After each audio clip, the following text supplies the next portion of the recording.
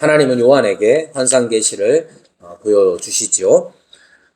그것에 대하여서 17장에서는 1절에서 전체적으로 많은 물 위에 앉은 큰 음녀가 받을 심판에 관한 것이라고 분명히 밝힙니다.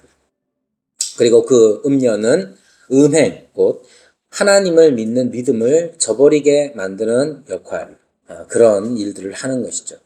요한은 이 여자를 보고 놀랍니다. 놀라는 포인트는 몇 가지가 있는데 중요한 건 이런 거예요. 보기에는 화려하죠. 화려하게 치장된, 그런데 그 화려한 치장 묘사된 것들을 가만히 보면 구약에서 대제사장의 옷과 비슷합니다. 그러니까 보기에는 화려한데 그 화려함이 마치 하나님을 섬기는 대제사장의 화려함과 닮아 있어요. 그러면 짐작하기로는 이 존재가, 이 여자가 하나님을 향하여 서 있는 건가라고 생각할 수 있겠지만 그의 본질은 어떠하냐 하면 하나님을 모독하고 하나님 앞에서 이제 대립하는 짐승과 연합되어 있는, 관련되어져 있다는 것을 보게 되죠. 그 화려한 외형과는 달리 그 여자는 성도들의 피와 예수의 증인들의 피에 취해 있다라고 말합니다. 여기서 취하다 하는 것은 내가 뭔가를 가져온다는 뜻이 아니라 드렁크, 그러니까 취해 있는, 말 그대로 술 취한 것이죠. 피에 취해 있다는 것은 그것을 자꾸만 찾는 것이죠. 즉 성도들의 피, 예수의 증인들의 피에 취해 있기 때문에 계속해서 쉽게 표현하자면 박해하고 어렵게 한다는 거예요. 그런데 여기에서 피를 취한다, 피를 마신다 라고 했을 때 그 의미는 그냥 우리가 당하는 어려움 정도가 아닙니다. 그것은 핵심, 음녀, 여자, 바벨론, 이 공통적인 게 뭐냐 하면 그것은 예를 들면 이제 음녀라고 하는 이유는 구약에서 음행이라는 것이 성적인 범죄만을 나타내는 게 아니라, 예를 들면 여기 앉아 있는 누군가가 양다리를 걸쳤다. 그렇게 하면 그 사람에 대해서 와 대단한데? 라고 칭찬할 사람은 그런 놈들밖에 없는 거죠. 그런 사람들. 그러나 대부분의 사람들은 양다리야? 아니면 신랑이 두 집 살림, 바람을 피워. 그걸 칭찬할 사람이 누가 있습니까? 바람 피우는 사람밖에 없잖아요. 음행이라는 것은 음행이라는 것은 아주 독특한 관계, 유일한 관계 속에서 이제 상정되는 것으로서 남편과 아내라는 이 독특한 관계, 딱 하나밖에 없는 그 관계를 저버리고 다른 여자, 다른 남자 이랬을 때 음행이라는 거예요. 여기에서 음행이라는 것, 음녀라고 하는 것은 다 하나님을 믿는 믿음에서 벗어나게 하는 것들을 말하는 것이죠. 지난주에 이 음녀에 관해서 말할 때에 그 정체를 바벨론이라고 했는데요. 이제 바벨론이라고 하는 이유도 그겁니다. 바벨론은 역사적으로 하나님의 도성 예루살렘, 즉 하나님의 도성이라고 일컫는 이유는 뭐냐 하면 하나님께서 직접 내려오셔서 하나님의 사람들을 만나주시는 것이 바로 성전의 역사예요. 성전이 그래서 중요한 겁니다. 그 성전의 역사, 하나님을 만나는 그 역사가 이루어지는 그 성전이 있는 곳이기 때문에 예루살렘은 하나님의 성전이라고 일컬어지는 거예요. 그런데 바벨론이 했던 건 뭐냐면 이 하나님의 도성, 하나님의 성인 예루살렘을 파괴한 것이죠. 그래서 결과적으로 어떻게 됐느냐 하면 형식적으로는 하나님을 만나게 되는 그 장소가 파괴되어져 일을 한 게 바로 바벨론입니다. 자, 그래서 음녀를 바벨론이라고 표현하는 까닭은 뭐냐 하면 하나님과의 관계를 깨트려 버리는 모든 것들을 다 음녀요 바벨론이라고 하는 거예요. 여기에서 이제 음녀가 계속해서 강조되는 까닭은 그냥 여자 조심해라 정도가 아닙니다. 성적인 범죄를 조심해라 정도가 아닙니다. 성적인 범죄든 무엇이든 간에 핵심은 뭐냐면 하나님과의 관계를 깨트리는 모든 압박을 바벨론 음녀라고 하는 겁니다. 여러분, 남자든 여자든 간에 예수님을 믿는 모든 사람은 자기의 신앙을 가지고 있죠. 예수님을 믿는다는 건 예수님을 어떻게 믿느냐 했을 때 예수님께서 하나님이신데 우리에게로 오셔서 하나님과의 깨어진 관계를 회복시키셔서 하나님을 내가 전에는 하나님 앞에서 형벌, 영원한 진노를 받을 자로서 존재했는데 하나님이신 예수님께서 오셔서 그 모든 진노를 대신 받으시고 하나님과의 관계를 회복시켜 주신 거예요. 이 일을 하시는 분은 오직 예수님밖에 없어요. 그걸 믿는 게 누구냐? 우리 그리스도인이란 말이에요. 그러면 우리의 신앙이라는 것은 뭐냐 하면 예수님께서 우리에게로 오셔서 회복시키신 하나님과의 관계를 잃지 않고 더구나 그 관계의 다이나믹이라고 표현하자면 다이나믹 보세요. 자, 창건이하고 저하고 관계가 어느 정도겠어요? 자, 관계가 어느 정도겠어요? 창건이가 책방에 오면 거의 제일 먼저 하는 일이 뭐냐? 냉장고 문을 여는 겁니다. 냉장고 문을 열어서 그 안에 거의 없어요. 거의 없어. 근데 그 안에 뭔가 있다. 색깔 있는 물이 있다. 그럼 창건이가 물어봅니다. 목사님, 이거 마셔도 돼요? 그럼 제가 어떻게 합니까? 일단 안 돼 합니다. 근데 창건이는 거기에 타격을 전혀 입지 않습니다. 전혀 타격을 입지 않아요. 그래서 한 번 더 물어보고 내가 그래 먹으라 하면 이제 먹고 이럽니다. 보세요.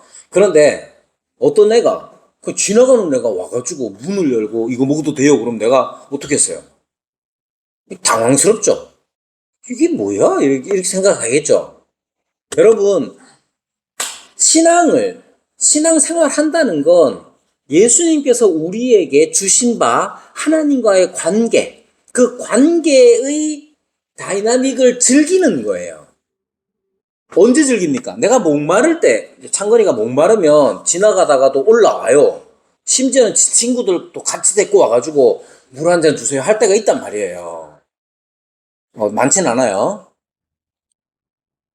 우리가 신앙생활을 할 때에 여러 가지 일들이 있을 수 있죠.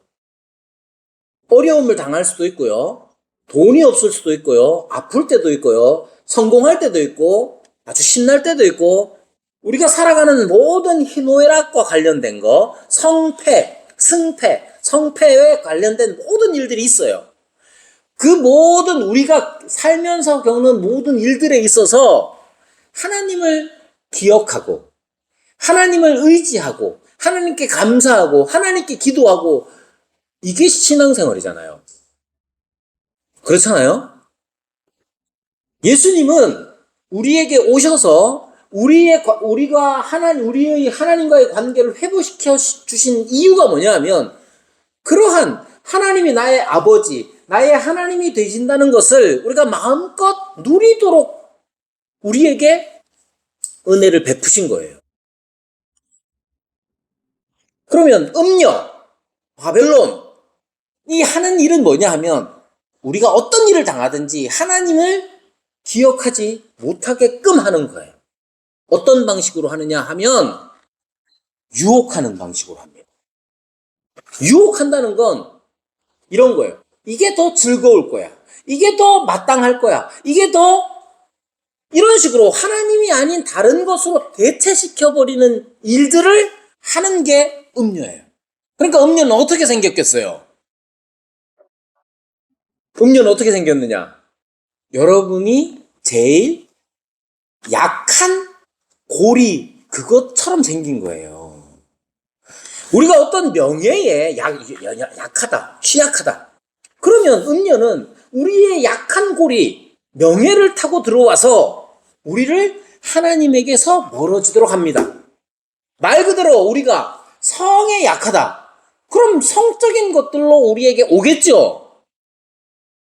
우리가 남자들 대부분 유튜브 시청하는 것 중에 하나가 뭐냐? 뭘 시청하느냐 하면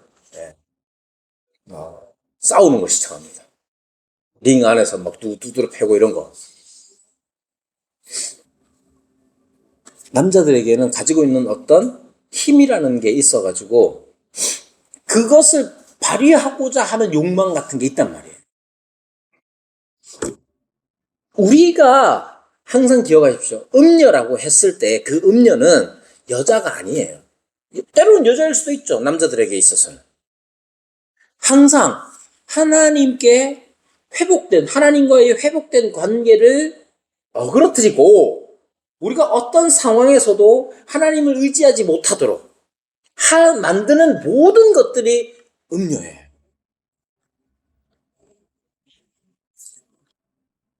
음료가 단순하지 않다는 사실을 이해해야 됩니다. 그래서 하나님께서는 어떻게 말씀하시냐? 놀라고 있는 요한. 즉 요한은 이 큰 음녀, 많은 물 위에 앉아있는 큰 음녀가 받을 심판을 네게 보이리라 하시고 그것을 보여주셨을 때에 놀라게 됩니다.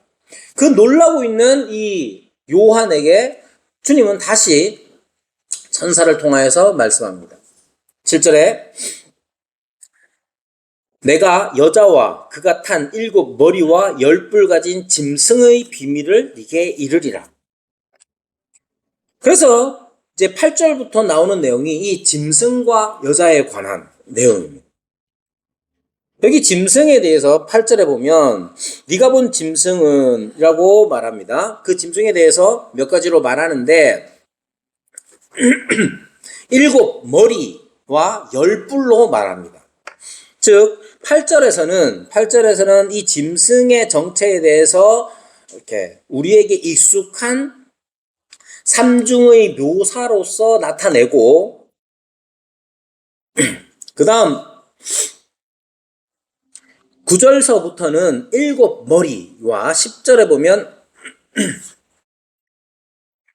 12절에 보면 10뿔로 나타내죠. 짐승이 13장 1절에 보면 바다에서 나오는데 10뿔과 7 머리와 10뿔을 가졌다고 말해요. 그래서 13장 1절에 등장하는 짐승의 묘사와 지금 17장에 나오는 짐승의 묘사가 같습니다. 그러니까 짐승이 어떻게 생겼느냐 하는 이 묘사에 관하여서 10뿔과 7 머리와 10뿔로 나타내고 있다 하는 것을 이제 나타내는 것이죠. 먼저 짐승의 정체에 대해서 먼저 나타내는 바가 뭐냐 하면 전에 있었다가 지금은 없으나 장차 어떻게 되는.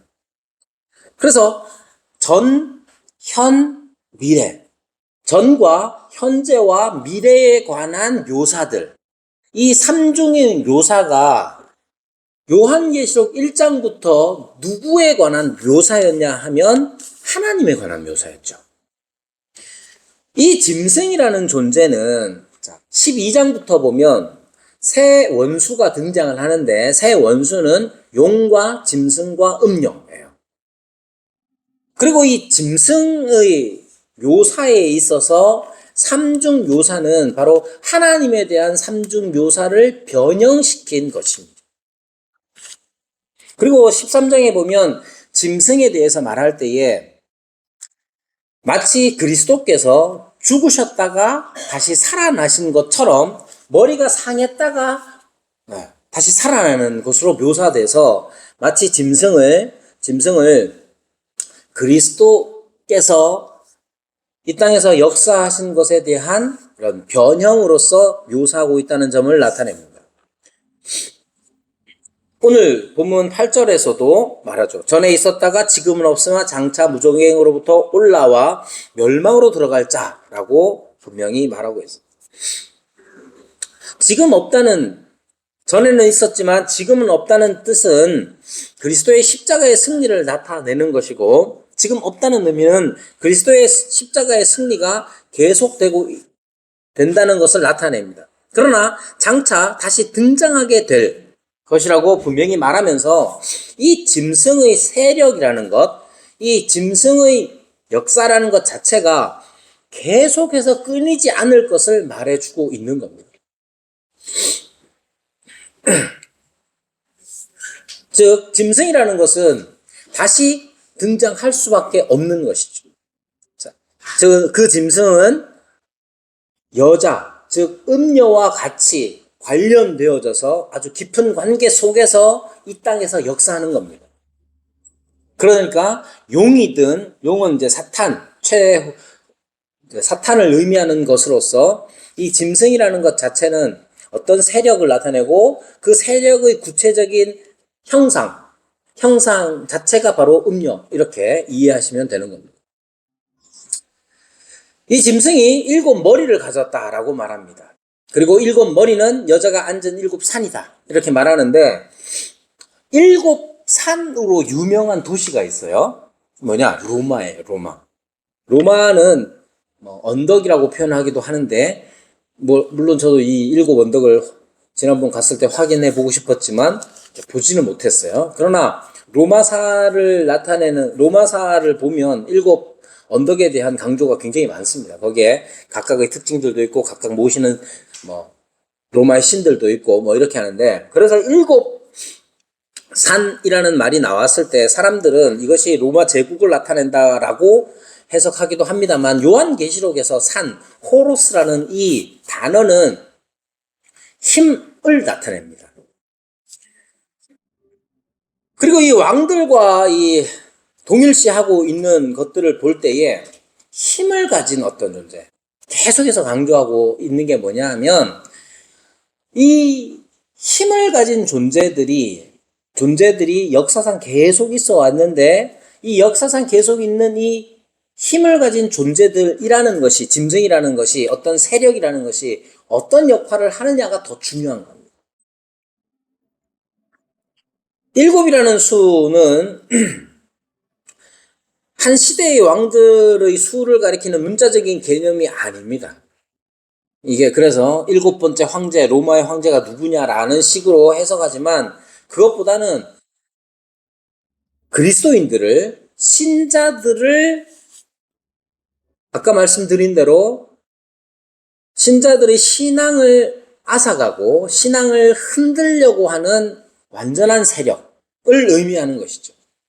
그래서 이 짐승이라는 것은 초시간적인 존재로서 그때 당시 요한이 살아있었을 그 당시, 요한계시록을 작성하던 당시에는 짐승의 화신은 로마 제국이었을 겁니다. 지금은 어떻겠어요? 여러분 잊지 말아야 하는 게 뭐냐 하면, 우리가 어느 시대를 살아가든지 간에 그리스도께서 이 땅에 오시고 또 다시 오실 그 재림의 기간 동안에, 우리는 언제나 짐승의 세력, 즉 짐승의 권세 아래에 어려움을 당하는 존재라는 사실을 잊으면 안 됩니다. 짐승과 음녀가 같이 그것을 타고 있다라고 표현하는 것처럼 언제나 우리의 신앙이라는 것이 흔들릴 수 있는, 유혹받을 수 있는 위치에 있다는 것을 놓치면 안 되는 것이죠. 그것이 가장 중요합니다.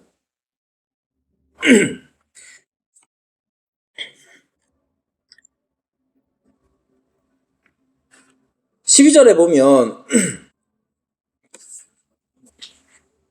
네가 보던 10뿔은 10왕이다 라고 말할 때에도 마찬가지입니다. 여기에 뿔과 왕이 같은 의미로 사용됐다라고 말하면서 가르치는 내용이 바로 그런 것이죠. 우리가 어느 시대를 살아가든지 간에 우리는 이렇게 항상 우리의 신앙이 억압받는다는 점을 잊으면 안 됩니다. 여러분, 억압, 어려움, 고난 자체가 다 우리의 신앙을 흔드는 게 아니에요. 여러분, 가난하면 예수님을 잘 못 믿느냐? 그렇지 않아요. 아픈 사람이 예수님을 잘 못 믿느냐? 그렇지 않습니다. 여기에서 지금 열 왕이든 열 뿔이든 일곱 머리든 간에 핵심은 어디에 있느냐 하면 우리의 신앙을 떠나게끔 만드는 유혹하는 세력에 관한 것이지 얼마나 큰 환란이 닥쳐오느냐의 문제는 아니에요. 장로님 가끔 말씀하시는 자주 이제 고백하시는 바가 뭐냐 하면 어머님에 관한 것인데 어머님 신앙생활에 비하면 당신의 이제 장로님의 신앙은 참 하찮은 것 같다 이렇게 자주 말씀하십니다. 그 어머님이 한 90 넘게 사셨다고 하시는데 90년 지금부터 90년 전부터를 생각해 보십시오. 얼마나 많은 어려움이 있었겠어요. 일제시대와 6.25와 그 60년대의 가난한 그 생활들을 다 지나오셨단 말이에요. 그 어려움들이 신앙을 우리를 좀먹는 게 꼭 아니에요. 그러니까 여기에 말하는 일곱 머리나 열 뿔에 관한 것들이 어떤 세력, 로마 제국이면 로마 제국, 다른 어떤 것이든 간에 우리의 신앙을 어렵게 만드는 것이지 우리의 형편을 어렵게 만드는 게 아니에요. 도리어 우리의 형편이 어려워질 때 우리가 건강을 잃어버렸을 때에 하나님을 향한 갈급함이 더 커질 수도 있는 문제예요. 그건 아무것도 장담할 수 없는 문제라. 그것을 여기에서 강조하고 있는 겁니다. 여러분, 언제까지 그렇게 되느냐 하면 마지막 주님이 오시기 전까지, 주님이 오시는 그 직전까지 이러한 어려움들은 계속될 겁니다. 다만 모양이 바뀌죠. 모양이 바뀝니다.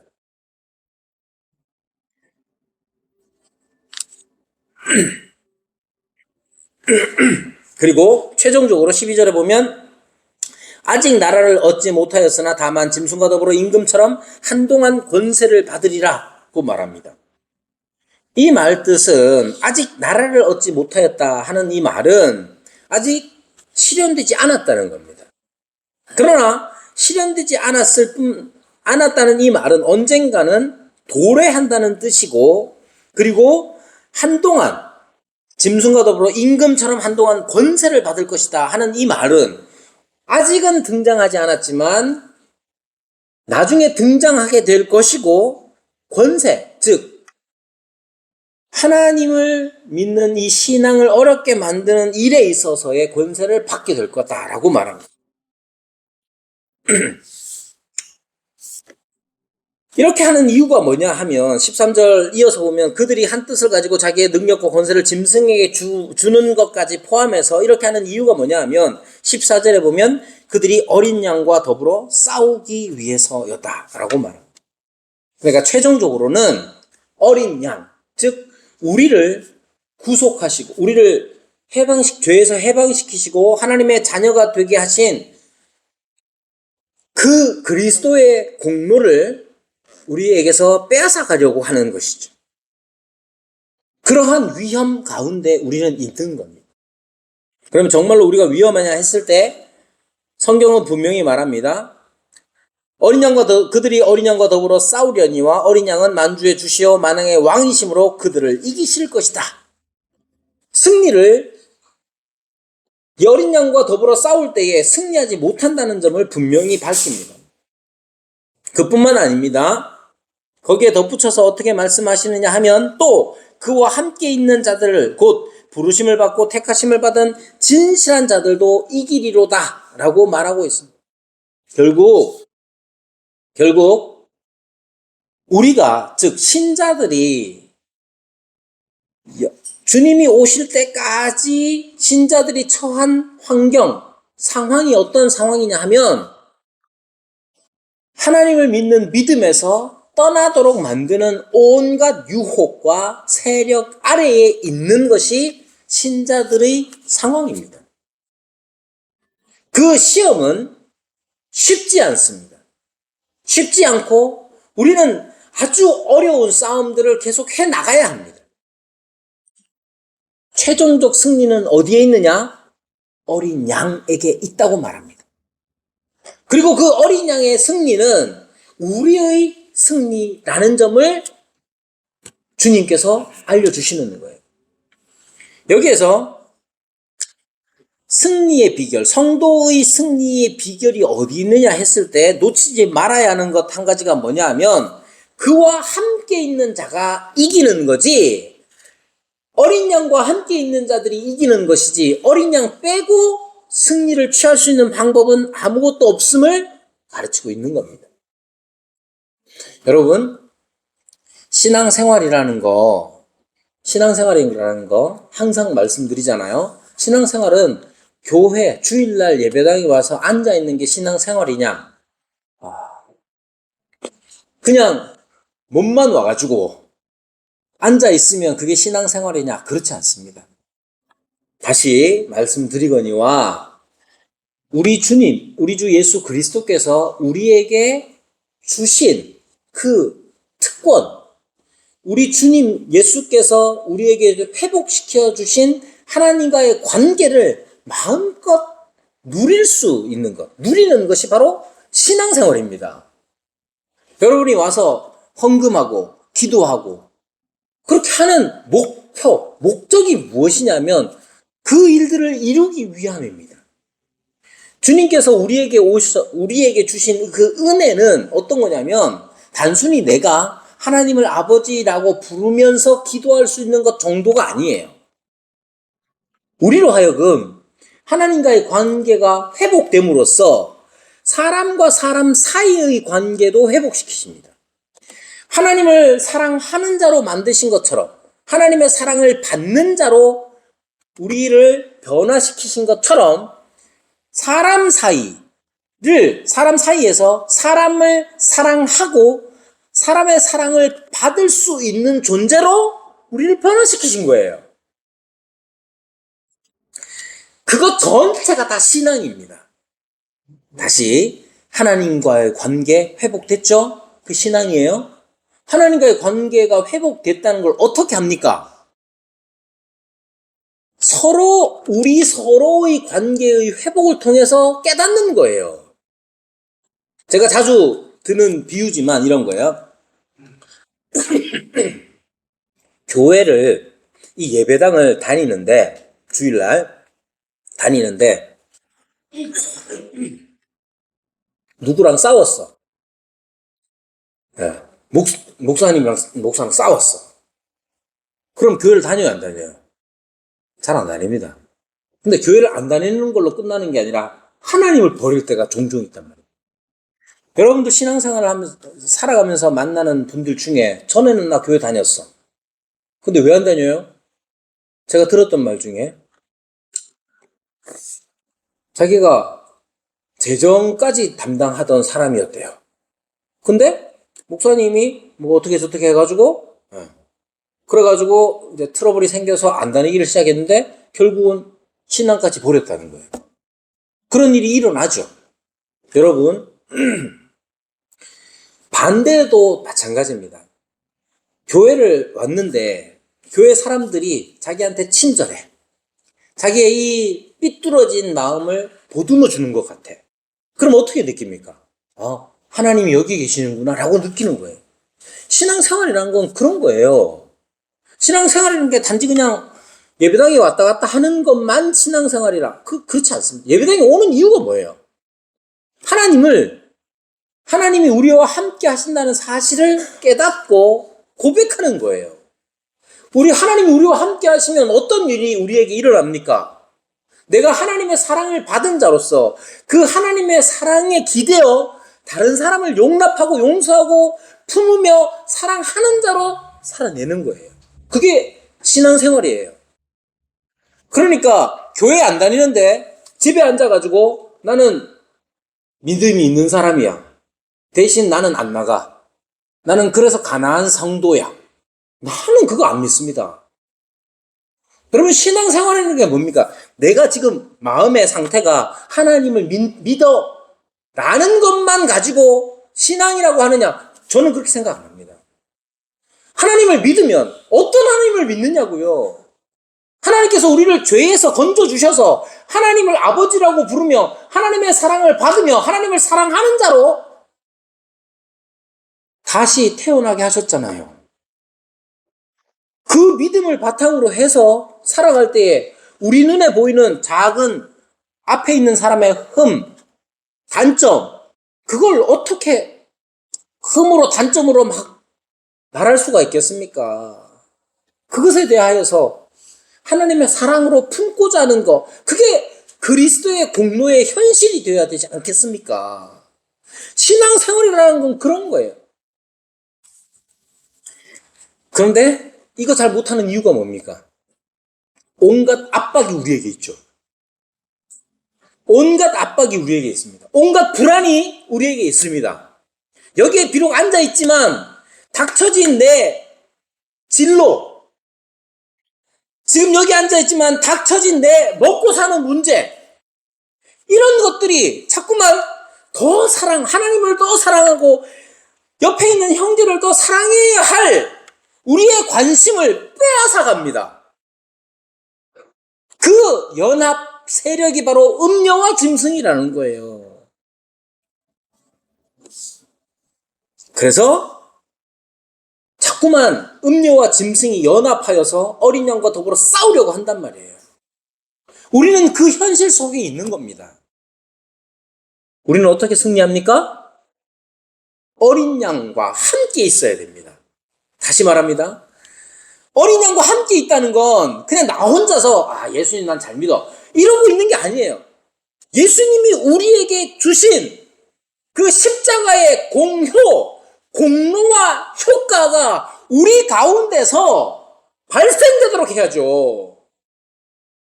여러분, 예수님이 여러분 구원하셨습니까? 구원이 뭡니까? 죽으면 천국 가는 거예요? 천국 갑니다. 천국 가서 뭐 할래요? 천국 가서 뭐 할 건지를 몰라요. 천국 가면 뭐 합니까? 안 죽어요. 안 슬퍼요. 안 아파요. 안 죽고 안 슬프고 안 아프면 그 다음 뭐 할 거예요? 그래서 나오는 게 뭐냐? 그럼 좀 한 100년은 괜찮겠는데 한 50년부터는 지루하지 않을까? 천국은 지루할 거라고 생각합니다. 여러분 그렇지 않습니다. 천국은 기쁘고 즐거움이 핵심이죠. 근데 우리의 기쁨이, 우리의 즐거움이 어디에서 오는지를 생각해 보십시오. 우리의 기쁨은요, 관계 속에서 드러납니다.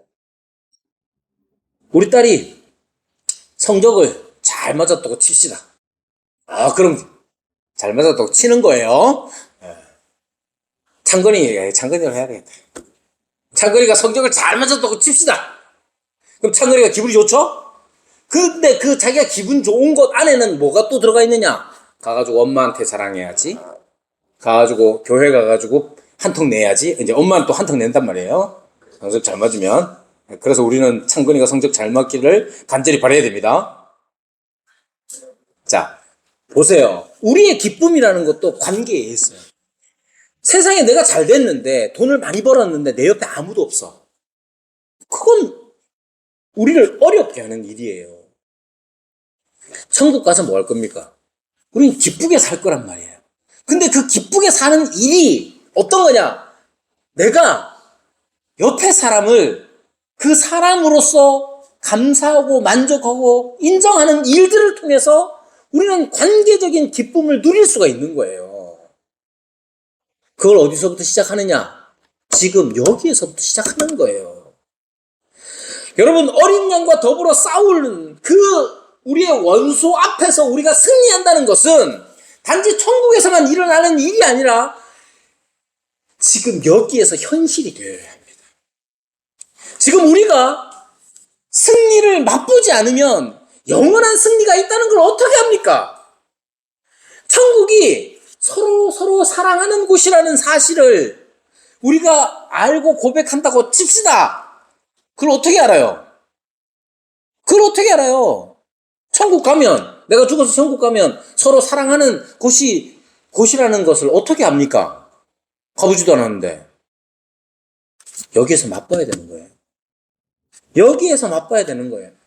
그래서 우리는 아직도 서툴고, 우리는 아직도 부족하지만, 어린 양과 더불어, 어린 양과 함께 승리를 맛보는 자로서 살아가야 하는 거예요. 여러분, 내 힘으로 하려는 게 아니에요. 항상 어린 양, 우리의 어린 양 되시는 예수 그리스도께서 내게 베푸신 은혜를 기대어 십자가 앞에서 나의 죄를 대신하여서 죽으신, 대속의 죽음을 죽으신 그 그리스도를 바라봄으로써 현실을 새롭게 해야 됩니다. 그게 승리의 방법이에요. 이것을 놓치면 승리라는 것을 자꾸만 개인의 윤리적인 승리로 오해할 수 있습니다. 여러분, 사람이 짐승과 음녀, 용과 짐승과 음녀가 똘똘 뭉쳐서 공격하는 그 공격을 이길 수 있는 방법 없습니다. 오직 어린 양과 함께 있어야 되는 거예요. 어린 양과 함께 있다는 의미를 놓치면 안 돼요. 어린 양과 함께 있는 의미가 뭐냐를 놓치면 안 되는 겁니다. 항상 그리스도의 십자가를 바라봐야 합니다. 여러분 말씀드렸잖아요. 교회 안에서 여기에 이제 음녀라고 했을 때 음녀는 구약의 예를 보면 예루살렘, 즉 하나님의 백성들 예루살렘을 향해서도 음녀라고 말합니다.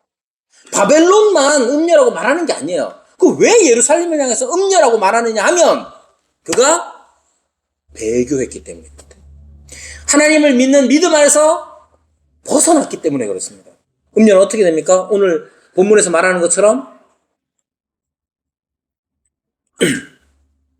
16절에 이렇게 말하죠. 네가 본 바 이 열불과 짐승은 음녀를 미워하여 망하게 하고 벌거벗게 하고 그의 살을 먹고 불로 아주 사르리라. 왜? 저 같은 팀인데 왜 이러냐? 여러분, 음녀라는 것 안에는 단순하게 음녀가 바벨론만을 구약에서 바벨론만을 의미하는 게 아니에요. 예루살렘도 음녀라고 말합니다. 왜 그러냐? 배교했기 때문에 그래요. 기억하십시오. 어린 양과 함께 승리를 하는 것이지 어린 양 빼고 내가 승리할 수 있다고 생각하는 거 배교예요. 결국 그런 배교가 어떻게 되느냐? 심판을 받게 됩니다. 이것을 기억하셔야 돼요. 9절에는 지혜 있는 뜻이 여기 있다 이렇게 말합니다. 여기에 지혜란 무엇이겠습니까? 항상 지혜는 지식을 빼지 않습니다. 지식, 뭔가를 알고 있는 것 자체가 지혜냐? 그렇지 않습니다. 지식과 더불어 그 지식, 알고 있는 지식을 적절한 때에 발휘하는 게 지혜예요. 여러분, 지혜로운 사람이 되려면 이 시대, 주님의 재림을 기다리면서 지혜 있는 사람이 되려고 하면 지식이 있어야 됩니다. 어떤 지식이 있어야 되냐? 시대를 하나님께서 마지막까지 어떻게 이 시대에 대한 것들을 어떻게 나타내 보여주셨느냐에 대한 지식이 있어야 돼요. 계속해서 강조되는 지식이 뭡니까? 마지막 때까지 용과 짐승과 음녀의 활동 계속됩니다. 또 하나의 지식이 뭐냐?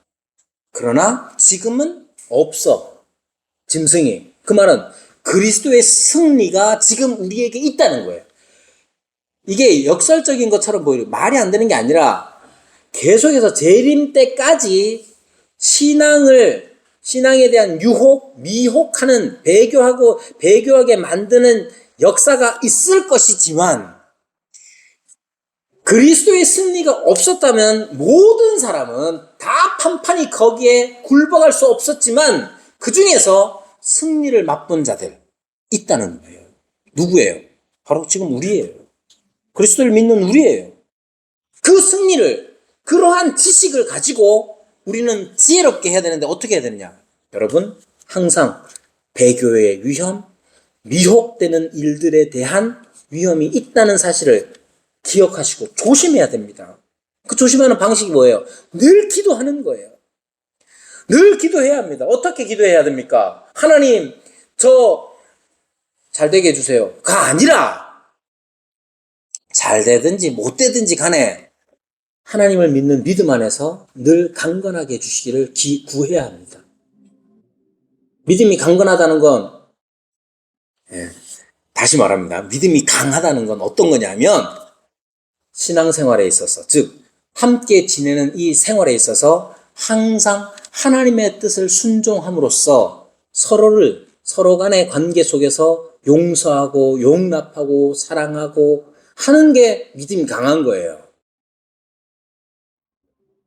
여러분, 믿음이 강한 사람이 돼야 됩니다. 그건 막, 난 이러는 게 믿음이 강한 게 아니에요. 어떤 상황에서도 하나 되게 하신 것, 그것을 지켜내는 거예요. 그게 믿음이 강한 사람이에요. 여기서 누가 제일 믿음이 강하겠어요? 보통 막 아멘 크게 하는 사람을 믿음이 강하다고 생각, 그렇잖아요. 아멘은 작게, 아멘. 이렇게 해도 그리스도의 공로를 드러내는 일, 그리스도의 공효를 드러내는 일에 순종하는 사람이 강한 겁니다. 그것을 언제까지 하느냐? 주님 오실 때까지 해야 되는 겁니다. 이 사실이 무엇이냐? 이것이 바로 지혜라는 점을 잊으면 항상 우리의 원수된 자, 하나님의 원수된 자, 용, 짐승, 음녀가 함께 우리의 신앙에서 떠나게끔 만듭니다. 신앙이 어디서부터 떠나지느냐 하면 놀랍게도 예배당 안에서부터 시작된다는 점을 잊지 마. 교회 한 번도 안 온 사람이 신앙 떠날 거 뭐고 할 게 없어요. 그 사람들은 유혹되는 게 없어요. 유혹은 어디에서 일어나냐? 여기에서 일어납니다. 두렵게 생각하셔야 돼요. 여러분, 나면서부터 신앙을 갖고 태어나는 사람 없죠? 신앙이 어디서부터 시작되느냐? 예배당에서부터 시작됩니다. 규빈이가 제일 어리니까. 규빈이가 신앙이 있겠어요, 없겠어요? 뭐 아직 확인은 못됐죠? 그러나 있을 거예요. 규빈이든 누구든 간에 신앙을 어디서부터 떠나기를 어디서부터 시작하겠어요? 여기서부터 시작합니다. 이게 얼마나 두려운 말씀입니까? 누구든지 그런 겁니다. 그러니까 여러분, 지혜라는 것이 무엇인지를 생각하셔야 돼요. 우리가 지혜로워야 되는 것은 시험 앞에, 유혹 앞에 있기 때문에 그렇고, 유혹에서 이겨낸다는 것이 무엇인지를 알아야 한다는 점에서도 지혜로워야 됩니다. 우리 교회가 참으로 지혜로운 그러한 교회가 되기를 바랍니다.